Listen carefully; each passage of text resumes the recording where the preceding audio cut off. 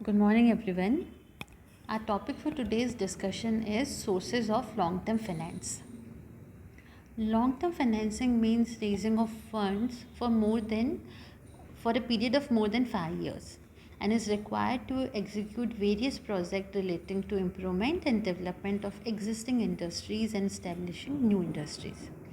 Long term finance जो है ये नॉर्मली 5 साल से ज़्यादा के टाइम पीरियड के लिए हम लेते हैं। ये नॉर्मली अगर हम इसको लॉन्ग टर्म फाइनेंस को अवेल करते हैं तो हम इसको यूज़ करते हैं किसी भी इंडस्ट्री के इम्प्रूवमेंट के लिए, उसके डेवलपमेंट के लिए, अपग्रेडेशन के लिए या फिर कोई न्यू इंडस्ट्री इस्टेब्लिश करने के लिए। Thus, long-term finance is used to purchase fixed assets, part finance of permanent working capital, replacement of old machines in future after commencement of business, and purchases of new assets under expansion program.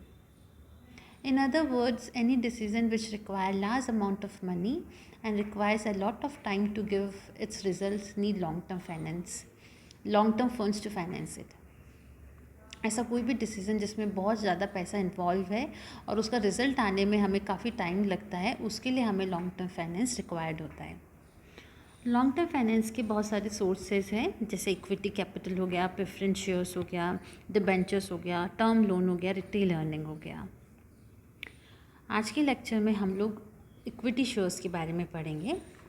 अगर equity share को मैं simple language में बताऊँ, अगर मैं share को describe करूँ तो शेयर होता है the total capital of a company which is the total capital of a company is divided into units of small denomination and each such unit is called share. Company की जो भी authorise capital होती है उसे company छोटे छोटे units में divide करके रखती है और यही छोटे यूनिट्स जो है, ये छोटे यूनिट्स या ये छोटे पार्ट्स है, इसी को हम शेयर कहते हैं। And what is equity share? Equity share also known as ordinary share represent the ownership capital in a company. Equity shares जो है ये क्या रिप्रेजेंट करता है? ये ओनरशिप को रिप्रेजेंट करता है। किसी भी कंपनी में कितनी आपकी ओनरशिप है, कितनी होल्डिंग है, वो रिप्रेजेंट करता है। The holder of these shares are legal owner of a company. जो भी इक्विटी शेयर होल्डर्स हैं वो कंपनी के लीगल ओनर्स होते हैं।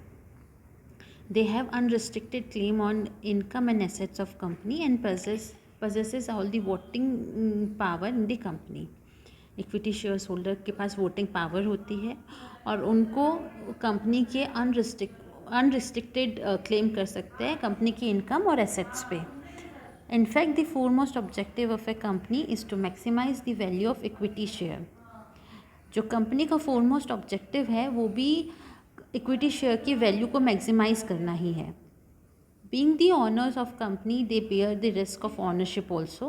दे are entitled to dividend after paying the preference shares and the rate of dividend on this shares is not fix and depends upon the availability of divisible profit and intention of director.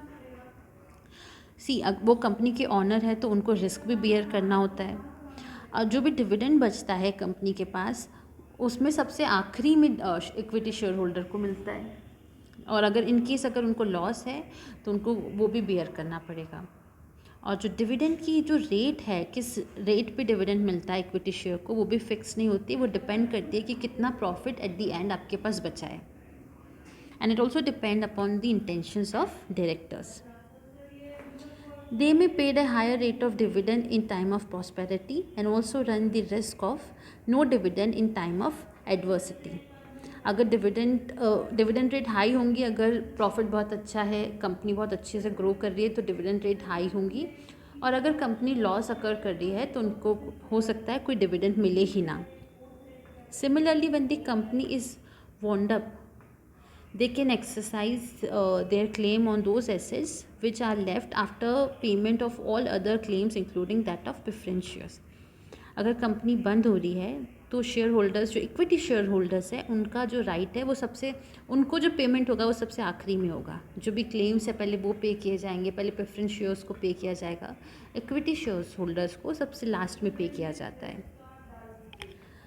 Now let's talk about the advantages of equity share.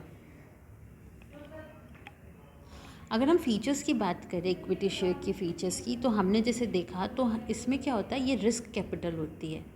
जो भी equity shares holder है उसको risk bear करना होता है, क्योंकि income जो है वो फिक्स नहीं होती, कभी ज़्यादा होती है कभी लो होती है। अनस्टेबल डिविडेंड होता है, अगर प्रॉफिट ज़्यादा है तो डिविडेंड रेट हाई होंगी और अगर लॉस है तो कम होंगी। ऑल्सो जो रेट है इक्विटी शेयर्स की वो भी वेरी करती रहती है, मार्केट प्राइस पे डिपेंड करता है। और जो रिफंड है कैपिटल का वो सबसे आखिरी में किया जाएगा, और इनको पूरा पूरा राइट है वोटिंग में और कंपनी की एसेट्स और इनकम पे। So these were the features of equity shares. Now let's talk about the advantages of equity share.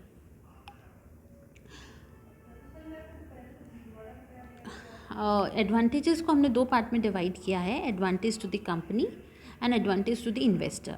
हम कंपनी के पॉइंट ऑफ व्यू से देखते हैं। पहला है permanent source of funds. Equity share is the permanent capital and is available for use as long as company continues.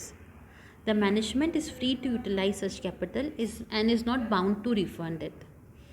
जो equity share की जो कैपिटल है, जो इक्विटी शेयर है वो परमानेंट सोर्स ऑफ कैपिटल है। वो कभी भी रिफ़ंड करने के लिए ऑब्लाइज नहीं है, जो मैनेजमेंट है उसको कभी रिफ़ंड करने के लिए ऑब्लाइज नहीं है। वो उसको तब तक यूज़ कर सकते हैं जब तक कंपनी कंटिन्यू होती है। Increases in the borrowing capacity. The equity share capital increases the company's shareholder funds. The lender normally lends in proportion to amount of shareholder funds, and higher the amount of shareholder funds provide higher safety to the lenders. ये company की जो बोराइंग capacity है उसको भी increase करता है। अगर equity share capital ज़्यादा है तो lenders easily without any doubt company को अमाउंट बोरो दे सकते हैं। Not bound to pay dividend. A company is not legally bound to pay dividend to its equity shareholders. The payment of dividend depends upon the availability of divisible profit and discretion of director. A company can reinvest whole of its income if it so desires. जो company है वो उसको bound नहीं है dividend देने के लिए, equity share holder को डिविडेंड देने के लिए बाउंड नहीं है। हो सकता है कि वो जो भी प्रॉफिट है वो पूरा का पूरा अपने शेयर होल्डर्स को दे दे, हो सकता है कि वो उसको री इन्वेस्ट कर दे कहीं। तो they are not bound to pay dividend. No need to mortgage the assets. Also ये हमने पहले भी देखा था, the company need not mortgage its assets to secure equity capital. Hence, if the company desire to raise further finance from other sources, it can easily do so by mortgaging its assets. Now, let's talk about advantage from the point of view of investors. First is right to control. Equity shareholders are the real owner of the company. They have the right to elect the director as well as to vote in the meeting of company. Second is increase in rate of dividend. In case of higher profit in the company, these shareholders are handsomely rewarded in form of higher dividend. जो dividend की जो rate है ये हमने पहले भी discuss किया है। जो रेट है ये वेरी करती है, ये डिपेंड करता है डिस्क्रेशन पे डायरेक्टर्स की विलिंगनेस के ऊपर। अगर वो ज़्यादा पे करना चाह रहे, सारा का सारा प्रॉफिट देना चाह रहे हैं इक्विटी शेयर होल्डर्स को, तो वो दे सकते हैं। और हो सकता है कि वो ना भी दे, but normally they prefer to give higher rate of dividend to equity shareholders. Increase in market value. Usually a portion of profit is plugged back into the business, which results in enhanced earning power of company and increase in market value of its share. Usually जो है कुछ profit जो है वो future के लिए रख दिया जाता है। उससे क्या होती है, जो अर्निंग पावर है कंपनी की वो इंक्रीज़ हो जाती है और उससे उसकी मार्केट वैल्यू भी इंक्रीज़ हो जाती है, उससे उसकी ओवरऑल टोटल वैल्यू इंक्रीज़ हो जाती है, कंपनी की वर्थ इंक्रीज़ हो जाती है। Now fourth point is bonus share. Equity shareholders have a claim on residual income of a company. These residual income is either directly distributed to them in form of dividend or indirectly in form of bonus share. जैसा कि हमने पहले भी देखा था, जो भी company की बची हुई इनकम है after paying all its claim, all its debts, जो भी बाकी बची हुई इनकम है उस पर इक्विटी शेयर होल्डर्स का राइट होता है। या तो वो पूरा का पूरा डिविडेंड की फॉर्म में उनको दे सकता है, या फिर वो बोनस शेयर इशू कर सकती है कंपनी इक्विटी शेयर होल्डर्स को। Fifth is right shares. Equity shareholders are entitled to get right shares whenever the company issue new share. C right share क्या होता है कि पहले अगर कंपनी कभी भी अगर शेयर इशू करेंगी तो वो पहले इक्विटी शेयर होल्डर्स को इशू करेंगी। The subscription price at which the right shares are offered to them is generally much lower than the shares current market price.